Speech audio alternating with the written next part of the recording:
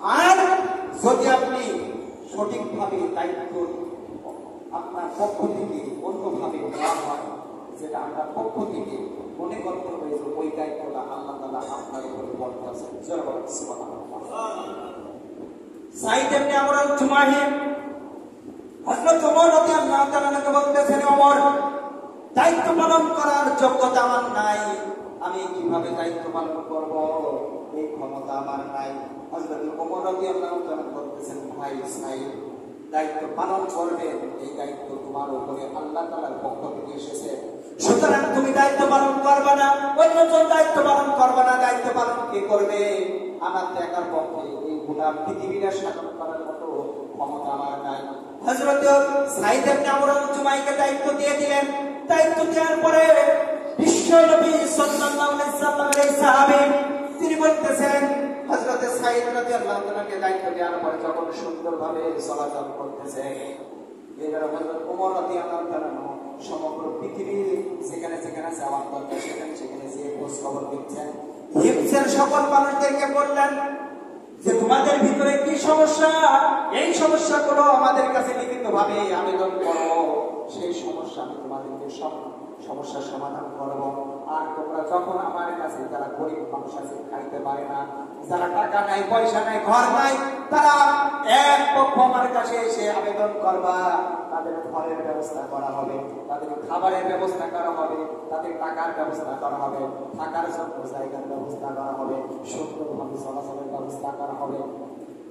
এইভাবে হযরত সাইদ ইবনে আমর আল-জুমাহির কাছে একটা আবেদন করলেন। ওই আবেদনের ভিতরে লিস্ট চলে গেল। হযরত ওমর রাদিয়াল্লাহু তাআলার কাছে যে এই লিস্টটা চলে গেলেন, দেখলেন যে লিস্টটা গেছে, ওই লিস্টটার প্রথমে যে গভর্নর, যে হিমসের গভর্নর হযরত সাইদ ইবনে আমর আল-জুমাহি নামের প্রথমে নাম লেখা ছিল। বলুন সুবহানাল্লাহ। তাই বাবা দেখেন, হিমসের গভর্নর, তার নামটা প্রথমে। তার নামটা কি প্রথমে? কারণ সে খাইতে পারে না, সে ঠিক মতন টাকা পয়সা সংসার চলে না।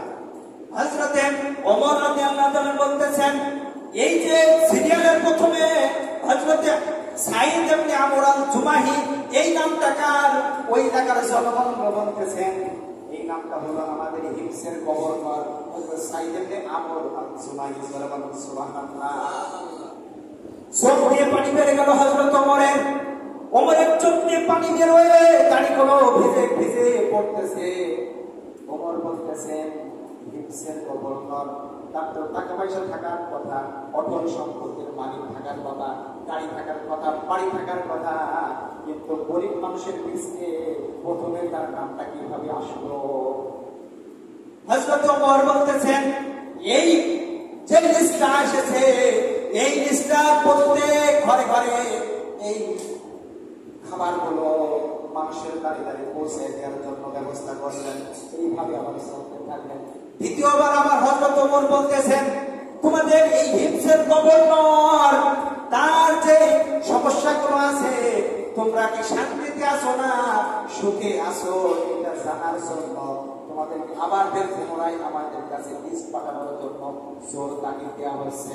এবার হিমসে থেকে আবার লিস্ট চলে গেল। যাওয়ার পরে হযরত ওমর তাদেরকে আবার ডাকলেন। ডাকার পরে তখন মন্ত্রণালয় পরিষদে তাদেরকে ডাকার পরে বলতেছেন, তোমাদের কি কি সমস্যা আমাদের কাছে আগে বলা যাবে কিনা?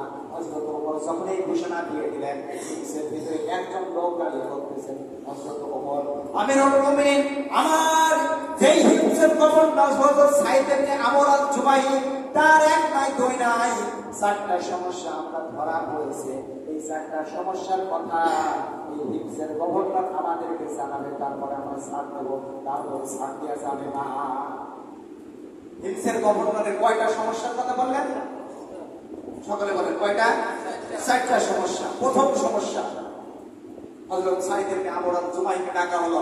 ডাকার পরে বলতেন, হে সাইদ ইবনে আমর আল-জুমাহি, তোমার কি চারটা সমস্যার কথা, এই চারটা সমস্যা তুমি জনগণের সামনে এখন বলবা, তারপরে তোমাকে ছাড়া হবে। চারটা সমস্যা, সময় খুব সংক্ষেপ, আমি আপনাদের কাছে এখন খুব সংক্ষেপে বলতেছেন। চারটা সমস্যা হলো, প্রথম সমস্যা, হযরত সাইদ ইবনে আমর আল-জুমাহি অফিসে যায় লেট করে, দেরি করে অফিসে যায়। হযরত ওমর বলতেছেন,